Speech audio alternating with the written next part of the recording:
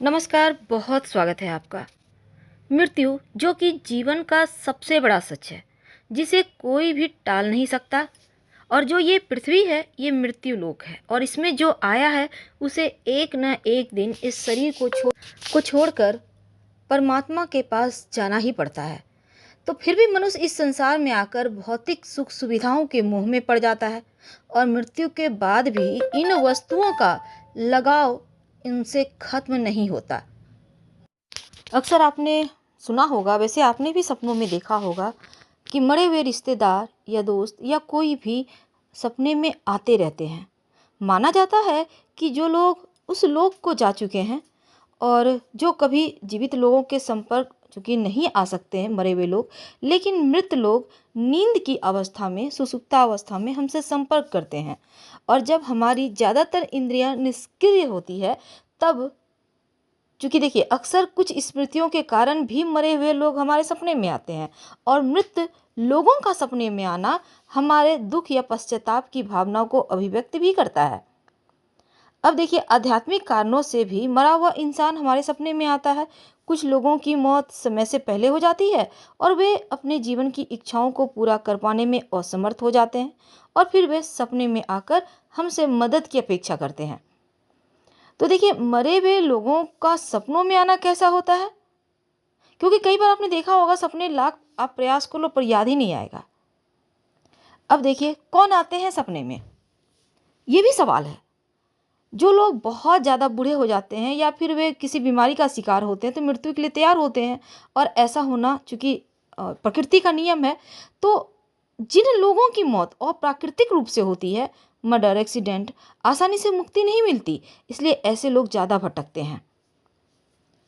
अब देखिए हम चूंकि टॉपिक रखे हैं आज कि मरे हुए लोगों की कौन सी वस्तु का उपयोग नहीं करना चाहिए, लेकिन एक बात हमेशा ही याद रखिए, आपके अगर सपने में मृत परिजन आते हैं तो आप तुरंत ही किसी पंडित जी, पुजारी जी से आप संपर्क कीजिए, उनको बताइए कि आप कैसा सपना देख रहे हैं। फिर आप धार्मिक कर्मकांड से जुड़े व्यक्ति से संपर्क कर सकते हैं, कीजिए और उनकी मदद कीजिए कि उनको आखिर वो क्या कहना चाहते हैं। ज़्यादातर मृत लोगों का सपने में आना आम बात है और कई बार होता है आप याद करते हैं बार बार, तो ऐसे लोग सपने में आते हैं। तो चलिए आज जानते हैं कि मृत लोगों की वो कौन सी वस्तु है जो भूल कर भी इस्तेमाल नहीं करना चाहिए, वरना वो होते हैं नाराज और फिर जीवन में होती है अशुभ घटनाएं। तो मृत्यु के बाद भी इन वस्तुओं के प्रति चूंकि लगाव होता है, कभी कभी तो उसका अपनी चीज़ों के प्रति बहुत ज़्यादा मोह होता है कि वो मृत्यु के बाद भी पृथ्वी पर भ्रमण ही करते रहता है। कई बार अपनों से मोह होता है। लेकिन क्या आपको पता है, कोई भी व्यक्ति कुछ ऐसी चीज़ें हैं जो वो धारण करता है, तो उनके जाने के बाद किसी को भी धारण नहीं करना चाहिए, खासकर उस घर के लोगों को। तो वो कौन सी वस्तु है उसके बारे में आपको हम विस्तार से बताएंगे। और दूसरी बात, गरुड़ पुराण ये कहता है कि मृत व्यक्ति की कुछ ऐसी 3 चीज़ें हैं जिनका भूलकर भी मनुष्य को इस्तेमाल नहीं करना चाहिए। तो जानते हैं कि आखिर हमारा गरुड़ पुराण क्या कहता है।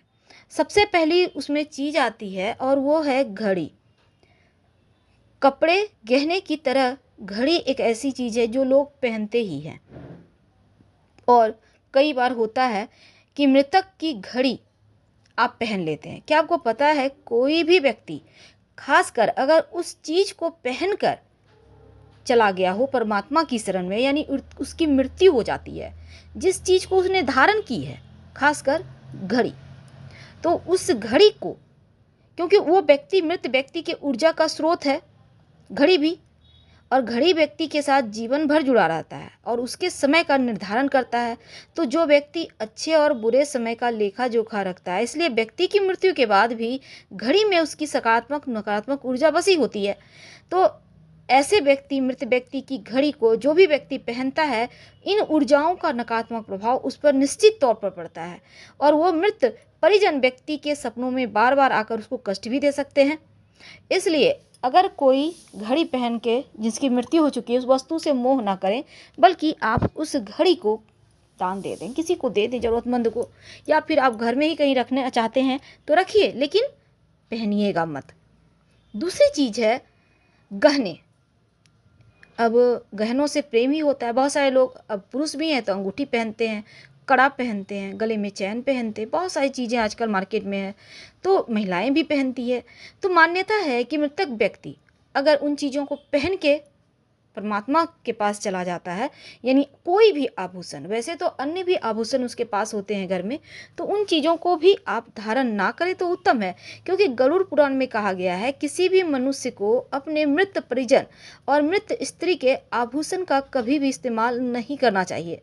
और स्त्रियों को उनके आभूषणों और गहनों से चूंकि बहुत लगाव होता है, तो मृत्यु के बाद भी इन वस्तुओं के प्रति लगाव कम नहीं होता। लेकिन अगर वो जीते जी आपको कोई गहना दे चुका है तो उससे उसका मोह खत्म हो जाता है, यानी वो चीज़ें तो आपकी है। लेकिन गरुड़ पुराण ये भी कहता है कि जिस कारण से शारीरिक और मानसिक परेशानियां आ सकती है, क्योंकि मृत परिजन की ऊर्जा उस व्यक्ति के साथ, उस गहने के साथ जुड़ जाती है। आप इन गहनों को घर में संभाल कर रख सकते हैं या फिर इन गहनों को नए तरीके से बनवा कर आप पहनिए, लेकिन उसी अवस्था में इन गहनों को नहीं पहनना चाहिए। लेकिन अगर आप मरने के पहले आपको भेंट कर दिए हैं तो आप जरूर पहने, क्योंकि उनमें आशीर्वाद छिपा है। और अगर मृत परिजन ने गहनों को संभाल कर रखा है या फिर पहने हुए वो चले जाते हैं, तो इन गहनों को भूल कर भी पहनने की गलती ना करें। अब देखिए अगली वस्तु है कपड़े। गरुड़ पुराण कहता है कि किसी भी व्यक्ति को मृत व्यक्ति के वस्त्र का प्रयोग नहीं करना चाहिए, भूल कर भी। और अगर आप मरे हुए व्यक्ति के वस्त्र पहनते हैं तो उनकी आत्मा आपके शरीर के साथ जुड़ जाती है, जो मृत व्यक्ति की यादें आपको आने लगती है। तो ऐसे में उनके कपड़ों का इस्तेमाल ना करें, नहीं तो शारीरिक मानसिक कष्ट ये कपड़े आपको देने लगते हैं। उस व्यक्ति को बार बार अपने मृत परिजन के ऊर्जा का आभास होने लगता है, और ये सच है। तो गरुड़ पुराण में कहा गया है कि मृतक व्यक्ति के कपड़ों को भी इस्तेमाल नहीं करना चाहिए, खासकर जिस कपड़े से उनको ज़्यादा मोह है। आप उनको किसी अगर रखना चाहते हैं, जैसे कि कोट, कहते हैं नाना का कोट अगर नाती धारण करे तो तरक्की ज़्यादा होती है। तो बच्चों को आप उनके कोट पहना सकते हैं, क्योंकि एक न एक दिन तो जरूर पहनाइए, क्योंकि तरक्की के सवाल है। तो नाना का आशीर्वाद नातियों को, पोतों को दादा का आशीर्वाद जरूर मिलता है। अब देखिए तो आप वस्त्र को आप किसी को भेंट भी दे सकते हैं, तो आपके लिए अच्छा रहेगा। और अगली वस्तु है रत्न। रत्न यानी आप जो ग्रहों को शांत करने के लिए अंगूठी पहनते हैं ना, वो रत्न। तो अगर किसी व्यक्ति की मृत्यु रत्न पहने हुए हो जाता है, अब कई बार होता है रत्न तो बड़े महंगे हैं, खोल के उतार के रख लेते हैं, किसी को इन चीज़ों की ज़रूरत पड़ सकती है, तो ऐसा आप समझते हैं। लेकिन क्या आपको पता है अगर कोई व्यक्ति उन रत्नों को पहनकर खासकर चला गया है, तो उन रत्न को आप धारण ना करें, क्योंकि रत्न क्या होता है, निगेटिव प्रभावों को सोख लेता है और पॉजिटिव प्रभावों को देता है। तो उस व्यक्ति के नकारात्मक प्रभावों को वो सोख चुका है, इसीलिए किसी दूसरे का भी रत्न नहीं धारण करना चाहिए अगर उसने पहना है तो। और खासकर मृतक व्यक्ति का रत्न भूल कर भी धारण ना करें, चाहे वो कितना भी कीमती हो। अब उसको बेच सकते हैं, कोई दिक्कत नहीं है। और दूसरी है, अब जैसे कई बार होता है सोना है, क्या करें, जैसा कि हमने आपको पहले भी बताया, आप गलवा कर नया गहना बनवा सकते हैं, कोई दिक्कत नहीं है। तो इन बातों का अगर आप ध्यान रखते हैं तो चीज़ें आपके पक्ष में आती है। फिलहाल आपसे विदा लेते हैं। जानकारी अच्छी लगे तब लाइक कर सब्सक्राइब करें, अपनों से शेयर करें और कमेंट में हर हर महादेव जरूर लिखिएगा। धन्यवाद।